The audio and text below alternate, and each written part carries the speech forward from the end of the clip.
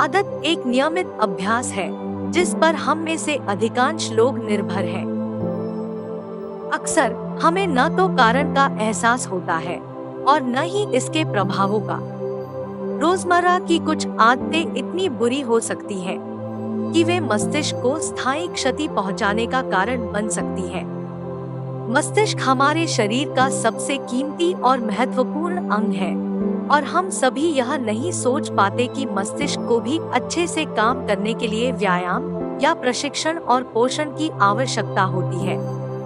इस प्रकार अच्छी आदतें बनाने और निम्नलिखित बुरी आदतों से बचने से मस्तिष्क क्षति को रोका जा सकेगा और यह स्वस्थ रहेगा। इस वीडियो का फोकस उन आदतों के बारे में है जो मस्तिष्क को नुकसान पहुंचाती है। सबसे पहले लिस्ट में है पानी। हमारे दिमाग का 90% हिस्सा पानी से बना है।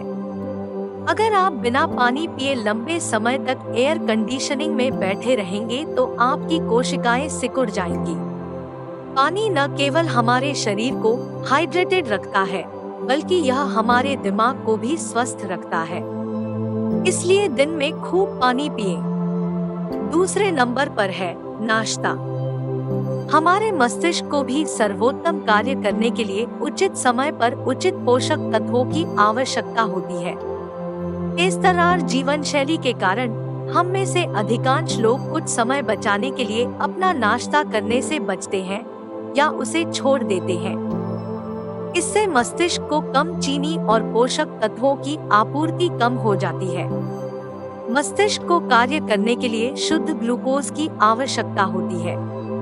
पोषण की खराब आपूर्ति मस्तिष्क पर हानिकारक प्रभाव डाल सकती है, जैसे मस्तिष्क कोशिकाओं का पतन। इसलिए चीनी और पोषक तत्वों की आपूर्ति करने के लिए सुबह उपवास तोड़ना बेहतर है। फिर लिस्ट में है एक्सरसाइज, जो हम नहीं करना चाहते। फिजिकली इनएक्टिव रहना एक गंभीर बुरी आदत है जो मस्तिष्क को नुकसान पहुंचाती है।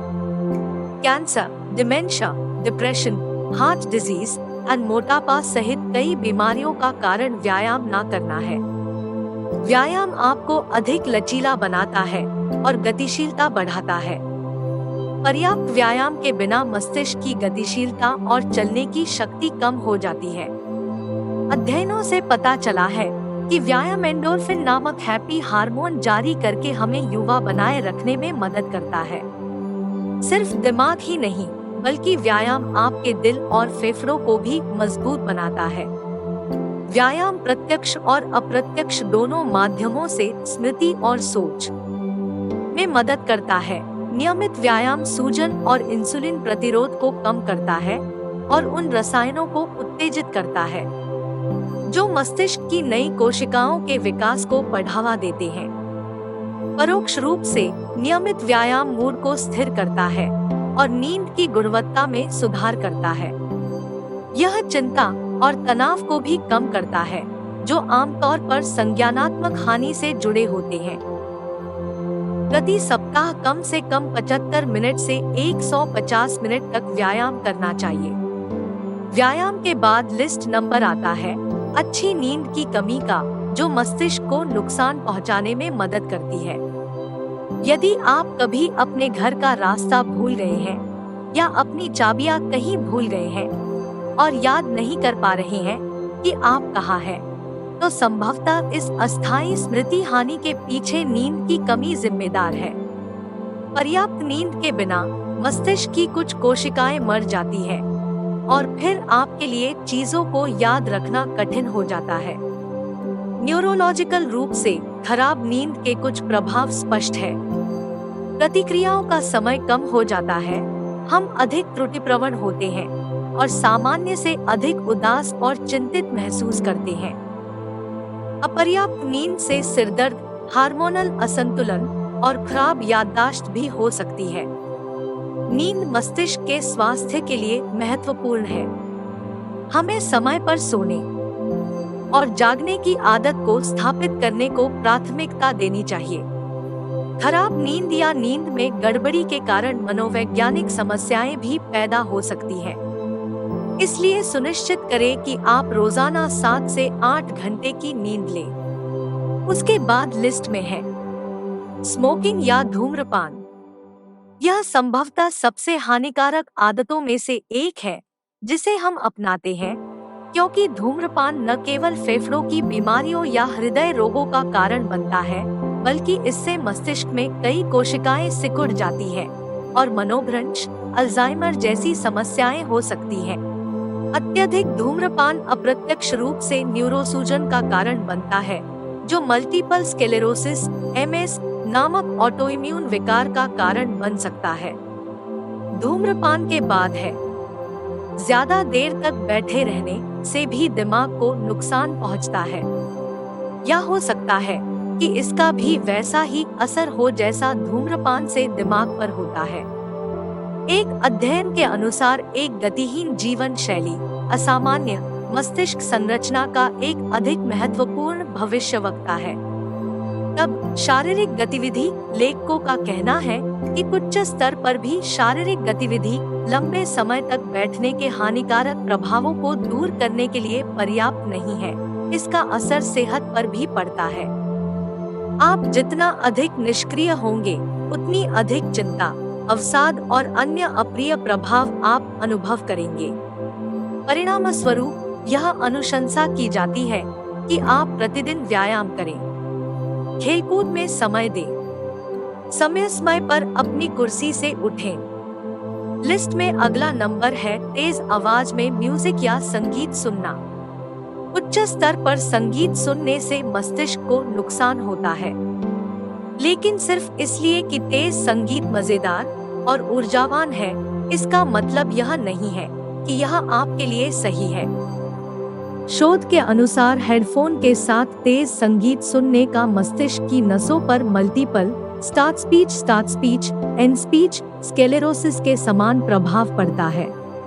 तंत्रिका फाइबर से सुरक्षात्मक कोटिंग माइलिन छीनी जा सकती है और मस्तिष्क के सिग्नलिंग तंत्र को बाधित किया जा सकता है। एक नियम के रूप में अपने डिवाइस की अधिकतम मात्रा के 60% से अधिक पर अपने संगीत को सुनना एक अच्छा विचार है। उस स्तर से ऊपर की कोई भी चीज मस्तिष्क क्षति और परिणामी श्रवण हानि का जोखिम बढ़ा देती है। कहने के लिए क्षमा करें, लेकिन तेज संगीत के बाद अधिक खाना और चीनी युक्त भोजन खाना हमारे मस्तिष्क को खराब करने में बहुत महत्वपूर्ण भूमिका निभाता है। जैसा कि हम जानते हैं, किसी भी चीज की अति बुरी होती है, चाहे वो पानी हो या कोक। किसी भी चीज की अति बुरी होती है, यही बात हमारे मस्तिष्क पर भी लागू होती है। अधिक खाने से कोलेस्ट्रॉल जमा हो जाता है और मस्तिष्क की रक्त वेन्स मोटी हो जाती है, जिससे मस्तिष्क की कोशिकाओं में रक्त की आपूर्ति कम हो जाती है। इससे मस्तिष्क की सामान्य कार्यप्रणाली को गंभीर नुकसान हो सकता है। ऐसा पाया गया है कि अधिक खाने से अल्जाइमर रोग होता है।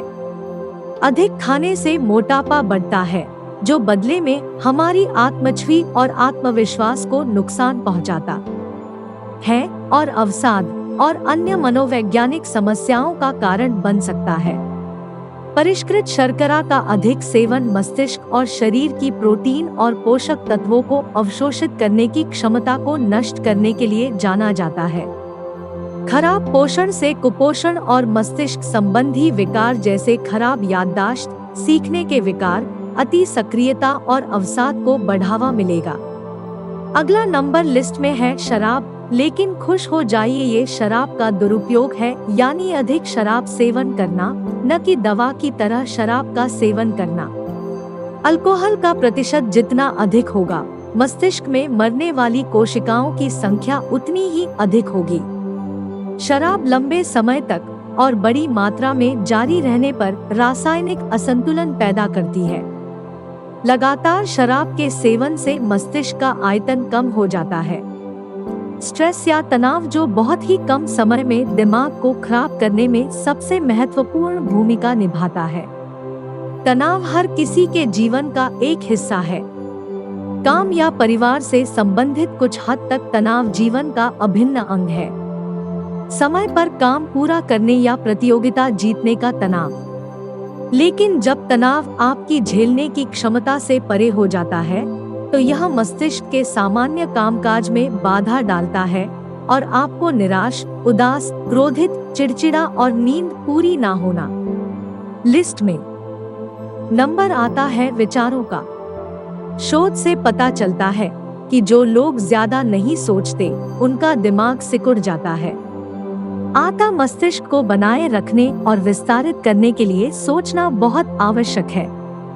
सोचना, पढ़ना और लिखना मस्तिष्क को बेहतर कामकाज के लिए प्रशिक्षित और विकसित करेगा और क्षतिग्रस्त होने से बचाएगा। अंततः में प्रदूषण या पोल्यूशन। हमारा मस्तिष्क पूरी तरह से ऑक्सीजन पर निर्भर है। जितना अधिक आप अपने आप को हानिकारक रसायनों या प्रदूषित हवा के संपर्क में लाते हैं, मस्तिष्क तक उतनी ही कम ऑक्सीजन पहुंचती है। शरीर में पर्याप्त ऑक्सीजन की कमी से मस्तिष्क की कोशिकाओं की मृत्यु हो सकती है। लंबे समय तक प्रदूषित हवा के संपर्क में रहने वाले चूहों पर किए गए अध्ययन से पता चला है कि मस्तिष्क को शारीरिक क्षति हुई है। पार्क में जाने और हर दिन कुछ ताजी हवा में सांस लेने का समय आ गया है। हम सभी जानते हैं कि हमारी दैनिक गतिविधियों का हमारे शारीरिक स्वास्थ्य पर प्रभाव पड़ता है। हालांकि इसका असर हमारे दिमाग पर भी पड़ता है।